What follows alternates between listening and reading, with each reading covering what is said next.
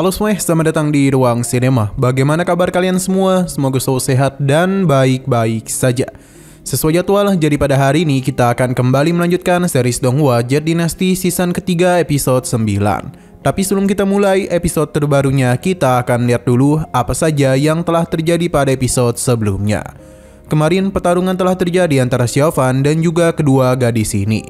Karena bagaimanapun mereka tengah merebutkan lonceng milik Biao. Sebagai seseorang yang sangat penting untuk Xiaofan, tentu saja ia tidak akan pernah memberikan lonceng itu kepada siapapun. Jadi, dia dan Perijin pun terlibat pertarungan yang begitu sengit, begitu pula dengan para binatang buas yang ikut-ikutan mengambil harta tersebut. Tapi pada akhirnya harta ini jatuh ke tangan Perijin. Namun ternyata itu adalah rencana licik dari Raja Hantu, yang mana lonceng itu adalah palsu dan berisikan racun yang dapat menghabisinya. Tidak hanya itu saja, namun Perijin telah melakukan pengkhianatan sendiri kepada ketua sektenya. Pasalnya, dia sudah menyimpan dendam yang begitu besar kepadanya. Sedangkan Xiaofan sendiri memilih untuk tidak pergi dulu sebelum menyelamatkan para bawahannya. Sekarang kita akan melanjutkan episode terbarunya. Pintu yang dibuka oleh Raja Hantu tidak akan dapat bertahan terlalu lama. Setelah semua itu, maka lingkaran sihir ini akan aktif yang membuat kekuatan besar akan keluar. Ini bahkan mampu menghancurkan sekte Wandu dalam satu kali serangan saja. Begitu pula dengan para binatang buas di sini. Xiaofan tidaklah memiliki banyak waktu. Pertarungan harus dirinya selesaikan secepat mungkin. Hanya saja lawannya adalah binatang iblis, sosok yang tidak akan dirinya kalahkan dalam waktu yang cepat. Walaupun gitu, Xiaofan tidak akan menyerah. Dia langsung saja melancarkan penyerangan agar dapat melindungi semua bawahannya. Selain itu, Xiaofan juga meminta mereka untuk berhati-hati, karena binatang iblis ini memiliki kekuatan racun yang begitu berbahaya. Mereka harus menggunakan mana demi mencegah asap racun tersebut. Xiaofan meminta mereka untuk melakukan evakuasi, sedangkan dirinya akan berhadapan dengan binatang iblis ini. Ia tahu kalau sosok iblis ini sudah menerima beberapa luka. Namun dia memakan racun yang sebelumnya dia gunakan demi bisa memulihkan dirinya lagi. Xiaofan akhirnya menemukan keunggulan sekaligus kelemahan dari binatang iblis ini, yang mana itu terletak pada matanya. Ia harus melakukan gangguan agar binatang iblis itu tidak dapat memulihkan diri lagi. Pertarungan kembali lagi Xiaofan lakukan. Sedangkan para bawahannya mencoba untuk membantu dengan melancarkan serangan dari jarak jauh. Sayang sekali semua itu masihlah belum cukup. Justru malah mereka yang harus terkena serangan balasan dari binatang iblis. Kekuatan yang dia lancarkan tidaklah main-main. Bahkan Xiaofan kesulitan untuk dapat menahannya.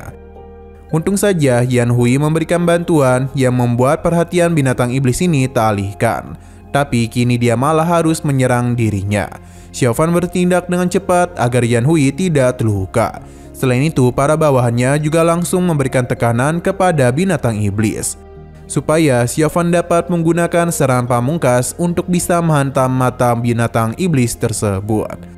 Berkat kerjasama yang apik dan juga kekuatan dari kitab surgawi telah berhasil membantu Xiaofan mengalahkan binatang iblis.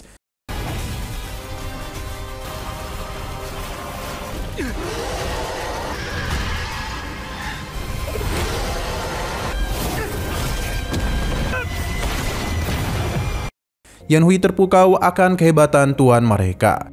Sedangkan Xiaofan beruntung bisa memiliki harta ini karena kekuatan matahari telah membantunya mengalahkan binatang iblis. Di sisi lain terlihat Suki yang penasaran apakah binatang iblis berada di lembah sana. Namun lagi dan lagi binatang buas datang untuk mengganggu dirinya. Namun Suki masihlah memiliki kekuatan untuk dapat mengalahkan mereka. Dengan sekali serangan saja dia pun dapat mengalahkan binatang buas tersebut. Ia juga telah membuka jalan agar bisa pergi ke lembah Wandu. Kembali lagi kepada Xiaofan, di mana waktu mereka sudah tidak banyak lagi. Dia pun meminta para bawahannya untuk bangkit jika terus ingin hidup. Alhasil mereka pun mulai berkumpul. Xiaofan meminta siapapun yang merasa sebagai anggota dari sekte Raja Hantu untuk bangun dan mengikuti dirinya karena mereka akan melakukan pembantaian kepada para binatang buas. Tidak akan ada satupun dari mereka yang bisa menghentikan lingkaran sihir itu.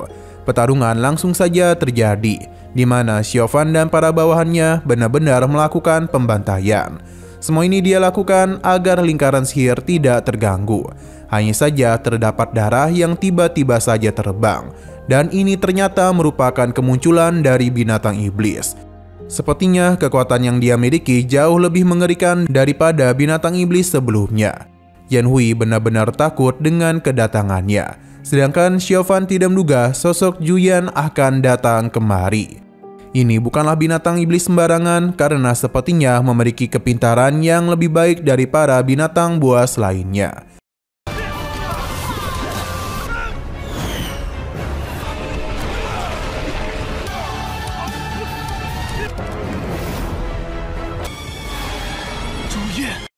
Xiaofan meminta para bawahannya untuk segera mundur karena dia akan menahan Juyan sambil menunggu lingkaran sihir selesai. Namun Yan Hui bersama yang lainnya tidak akan pernah meninggalkan Xiaofan seorang diri. Maka karena itulah mereka akan memberikan bantuan sebisa mungkin. Dalam pertarungan itu terlihat dengan begitu jelas kalau Xiaofan sempat kesulitan untuk berhadapan dengan Juyan karena dia itu memiliki kekuatan yang mampu menekan balik dirinya. Tapi untung saja ada Yan Hui.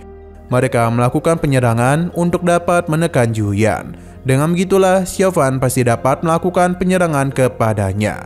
Rencana mereka pun berjalan dengan sangat lancar, di mana Xiaofan bersama yang lainnya telah berhasil menumbangkan Juyan. Mereka pun bergegas pergi karena lingkaran sihir akan segera aktif. Tapi siapa yang menyangka kalau Juyan masihlah belum mati. Bahkan kekuatan darahnya itu telah meningkat yang mengakibatkan Xiaofan tidak dapat bergerak untuk sementara waktu karena dia itu telah terkena serangan. Melihat hal ini, Yan Hui segera bertindak untuk menyelamatkan tuannya. Namun sayang sekali dia harus menerima luka yang cukup fatal karena mengenai titik vitalnya. Yan Hui meminta Xiaofan untuk segera pergi karena Juyan terlihat mengamuk. Walaupun begitu, Xiaofan tidak akan pernah meninggalkannya.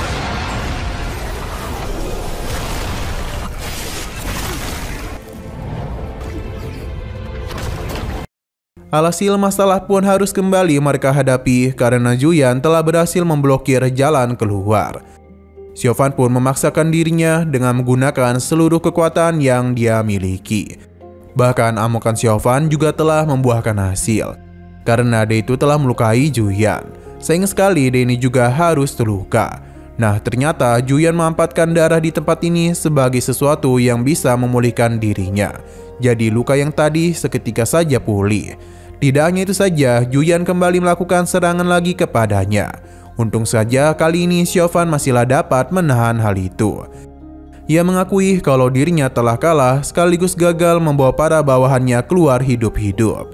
Xiaofan merasa kecewa kepada dirinya sendiri dan dia akan melampiaskan semua itu kepada Juyan karena bagaimanapun dia telah melakukan pembantaian kepada para bawahannya. Xiaofan akan memanfaatkan darah di tempat ini supaya bisa digunakan oleh tongkatnya. Xiaofan ingin melihat akan seberapa banyak darah yang Juyan miliki. Serangan bertubi-tubi telah dirinya lancarkan, bahkan Xiaofan terlihat telah kehilangan kendali atas kekuatannya. Jadi sebelum hal buruk terjadi, dia pun meminta para bawahannya untuk pergi meninggalkan dirinya. Karena bagaimanapun lingkaran sihir akan aktif. Dengan begini, Xiaofan pun telah menekan pergerakan dari Juyan. Di waktu itu juga lingkaran sihir pun telah aktif. Xiaofan bergegas pergi sambil membawa jasad Yan Hui keluar dari tempat ini. Karena bagaimanapun lingkaran sihir itu akan menghancurkan apapun yang berada di bawahnya. Sayang sekali Xiaofan harus bernasib sial karena Juyan berhasil meraih kakinya yang mengakibatkan pergerakannya pun berhenti. Kita tidak tahu apa yang terjadi kepada Xiaofan. Sebab ledakan besar telah tercipta yang mana dampak ledakan itu luar biasa hebat. Bahkan Suki yang berada jauh di luar lembah harus menggunakan pertahanan untuk dapat melindunginya dari semua itu. Entah kenapa dia pun merasakan sakit di hatinya sambil mengkhawatirkan kondisi Xiao Fan. Sepertinya dia menduga kalau hal buruk telah terjadi kepada Xiao Fan.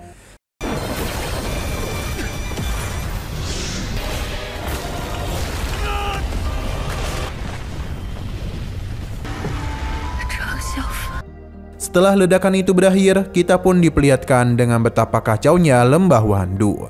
Suki pun pergi ke sana kemari untuk mencari keberadaan dari Xiao Fan. Ia pun sangat terkejut karena ada begitu banyak jasad dari 3 sekte jahat. Sepertinya pertarungan besar telah terjadi di tempat ini. Selain itu, dirinya juga mengenali Yan Hui.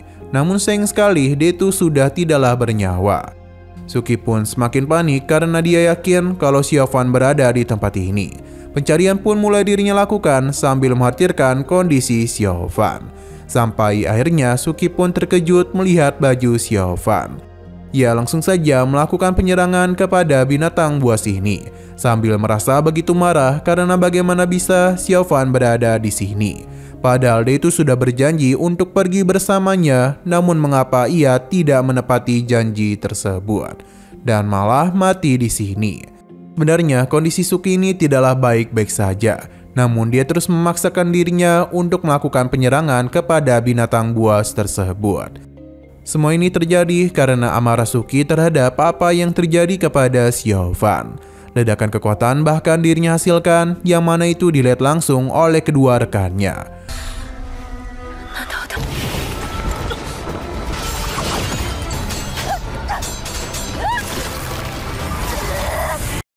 Akibat terus-terusan memaksakan dirinya, Suki pun jatuh pingsan sambil memikirkan Xiao Fan. Beberapa hari pun sudah berlalu dan Suki terbangun di sebuah tempat. Melihat dia yang telah sadarkan diri membuat seniornya senang karena Suki akhirnya sadarkan diri juga. Seharusnya dia itu tidaklah memaksakan diri berhadapan dengan binatang buas sampai-sampai menguras begitu banyak kekuatannya. Sepertinya seniornya ini juga sudah tahu dengan apa yang telah terjadi kepada Xiao Fan. Baik ia maupun Suki sangatlah sedih karena mereka meyakini Xiao Fan telah tiada. Begitu pula dengan Tian Bui. Karena bagaimanapun dia telah mendengar dari para muridnya kalau di sana terdapat banyak jasad dari 3 kultus iblis. Akibat ledakan tersebut mereka juga meyakini kalau Xiao Fan telah menjadi korban. Karena bagaimanapun ledakannya terlalu mengerikan. Selain itu mereka juga telah menemukan baju Xiao Fan yang membuat mereka semakin yakin. Seketika saja Tian Bui pun mulai mengingat kebersamaannya dengan Xiao Fan. Karena meskipun dia sudah lama pergi, namun tetap saja Xiao Fan merupakan muridnya. Bahkan Tian Bui pergi ke tempat di mana Xiao Fan dulu tinggal. Perasaan sedih teruslah menyelimuti dirinya. Hingga istrinya pun datang untuk menenangkan Tian Bui.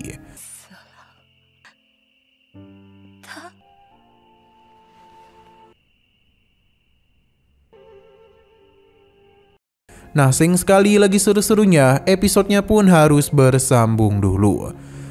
Oke, sekian dulu pada video kali ini. Untuk video selanjutnya akan segera hadir. Jadi bagi kalian yang ingin mengikuti series ini, langsung saja klik subscribe dan aktifkan loncengnya. Terima kasih yang sudah menonton video sampai habis. Jika kalian suka pada video ini, klik like dan share ke teman-teman kalian tentang channel ini. Dan ditunggu aja kelanjutannya. Oke, sampai jumpa di video selanjutnya.